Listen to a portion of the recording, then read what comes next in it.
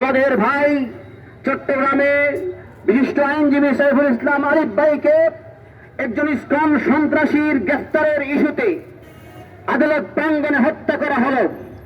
আমরা এর প্রতিবাদ জানাতে এসেছি। আমরা আরিফ ভাইয়ের হত্যাকারীদের সর্বোচ্চ শাস্তি ফাঁসি চাই। আমরা প্রথমে একটা জিনিস পরিষ্কার করতে চাই, আমরা কোনো ধর্মের বিরুদ্ধে নয়, আমরা কোনো জাতির বিরুদ্ধে নয়, কিন্তু যারাই উগ্রবাদী, যারাই সন্ত্রাসবাদ করে, যারা উগ্রবাদ ছড়ায়, যারা দেশের বিরুদ্ধে অপপ্রচার করে, যারা দেশের বিরুদ্ধে ষড়যন্ত্র করে, আমরা সর্বদা তাদেরকে প্রতিরোধ করার জন্য প্রস্তুত রয়েছি। আপনাদের বক্তব্য রয়েছে আল্লাহ রহমতুল্লাহ নাকি বলেছেন শ্রীরাম এই স্লোগান আমদানি করা হয়েছে।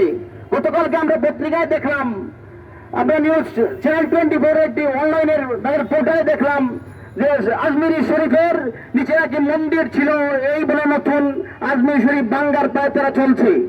আমরা দেখি সেই পায়তারার অংশ হিসাবে আইনজীবীকে হত্যা করার পর আইনজীবীদের নামাজ পড়ার জন্য যে মসজিদ তৈরি করা হয়েছিল, সেই মসজিদ নাকি ইসকন নামে সন্ত্রাসীরা গড়িয়ে দিয়েছে।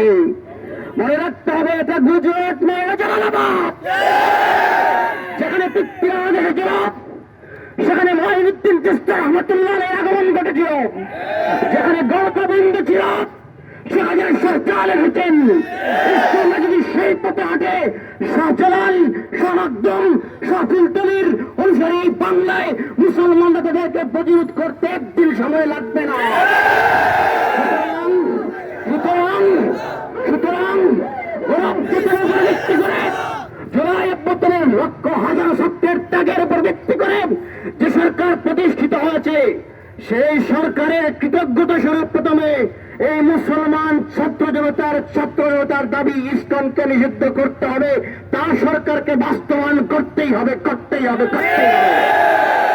সংগ্রামী সকল বন্ধুকে মোবারকবাদ জানিয়ে, সিলেট জেলা মহানগর আমিনকে মোবারকবাদ জানিয়ে আমার কথা এখানে শেষ করছি। আসসালামু আলাইকুম ওয়া রাহমাতুল্লাহ।